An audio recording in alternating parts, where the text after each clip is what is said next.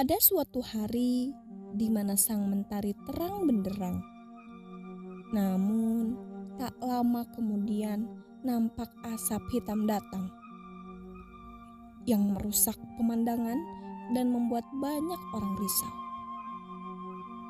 Tak lain, mereka adalah penjajah Belanda. Kedatangannya pun membuat keadaan tak lagi menyenangkan. Saya dengar Belanda akan datang kemari. Iya benar. Bagaimana nasib selanjutnya? Lalu orang Belanda datang. Tunduklah kalian kepada Ai, tunduk dan hormat. Kalau tidak, rumah dan seisinya akan jadi milik kami. Iya, kami akan tunduk pada Tuhan. Bagus. Kelly, ambilkan sembako untuk mereka. Siap, James. Kalian hormati. Tuanku Iman Bonjol. Hei, siapa dia? Seharusnya saya di sini yang paling disegani. Ini sembako untuk kalian. Baiklah, kalian pergi dulu Tuan. James, dengar ada 2 orang di sini yang bisa kita manfaatkan. Ide bagus, Kelly. Good. Very good. So good. Lihatlah Tuan, mereka sedang bermain judi. Bagaimana jika kau melarangnya? Hai kalian, hentikan permainan itu. Mengapa harus berhenti? Islam melarang permainan judi untuk dimainkan. Hentikan sekarang. Tidak, ini adalah tradisi kami. Hentikan, atau Tuhan akan melaknat kalian, wahai kaum adat. Tidak, pergilah kalian jika ingin melarang kami. Baiklah jika itu yang kalian inginkan. James sedang berjalan-jalan dan bertemu dengan Sunik dan Darmi. Selamat sore. Saya di sini hanya ingin mengatakan tentang kaum hitam. Ada apa dengan kaum hitam? Tinggal keluar, pindah keluar. Kalian selama ini tidak sadar, kaum kalian lebih sedikit daripada kaum hitam. Kaum hitam juga menjelekkan kaum kalian. Kaum hitam menggunakan berbagai macam cara supaya kaum kalian jelek di mata orang lain. Benarkah itu Tuan? Benar. Kalau kalian tidak percaya, ambillah uang ini. Kalau saya berbohong, gunakanlah uang ini. Tidak Tuan, terima kasih saya sangat. Ya sudah, saya pergi dulu. Good afternoon. Selamat sore. Di tempat lain, Kelly sedang menghasut kaum adat. Setelah mendengar itu, hati kaum tersebut berapi-api karena perkataan dari orang Belanda tersebut. Dan karena terhasut, Darmi dan Dewi bertemu saat mereka berjalan. Apa maksud kalian menghancurkan nama baik kaum kami? Apa? Bukankah kalian yang menyebarkan gosip kaum hitam ke penduduk sekitar?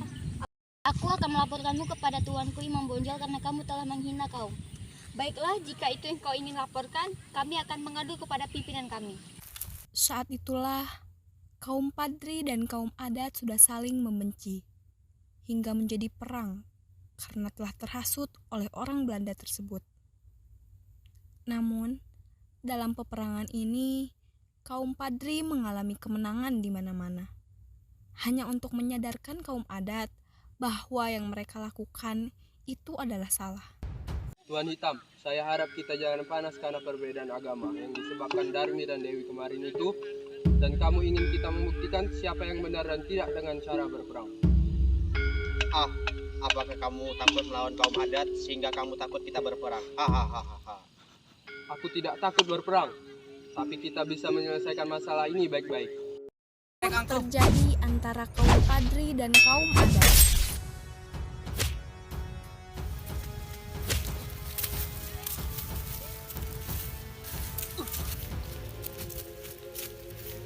Karena kekalahannya, kaum adat yang dipimpin oleh Datuk Didi pergi kepada Belanda untuk meminta bantuan. Datuk Didi telah menyetujui perjanjian tersebut yang dinamakan dengan Perjanjian Masang.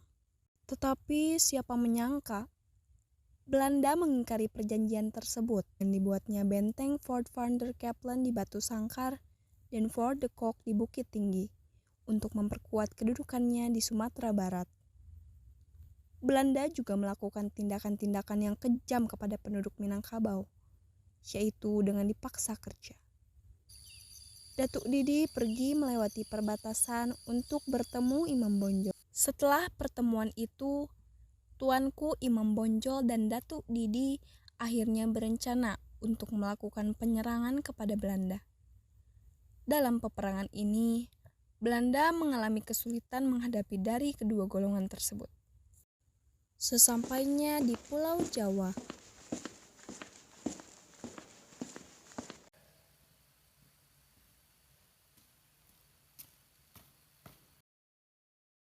Lapor, saya dikirim Kapten James untuk meminta bantuan karena pasukan telah gugur melawan rakyat Sumatera. Baik, kau kembalilah malam ini. Kita akan ke Pulau Sumatera dan membawa pasukan yang akan ikut denganku.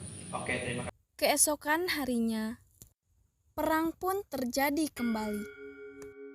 Setelah mendapat bantuan dari pihak Belanda dari Pulau Jawa, Belanda berhasil menguasai Pulau Sumatera Barat.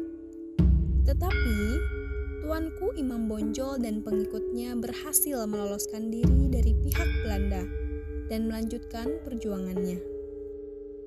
Pada bulan Oktober 1837, Tuanku Imam Bonjol diundang ke Palupuh untuk berunding. Tapi, pada saat itu juga, Tuanku Imam Bonjol ditangkap oleh Belanda dan diasingkan ke Cianjur, kemudian ke Ambon, lalu ke Lotak, Minahasa, dekat Manado, dan meninggal pada 6 November 1864. Dimakamkan di Minahasa. Dan Pulau Sumatera Barat, khususnya Minangkabau, menjadi milik Belanda.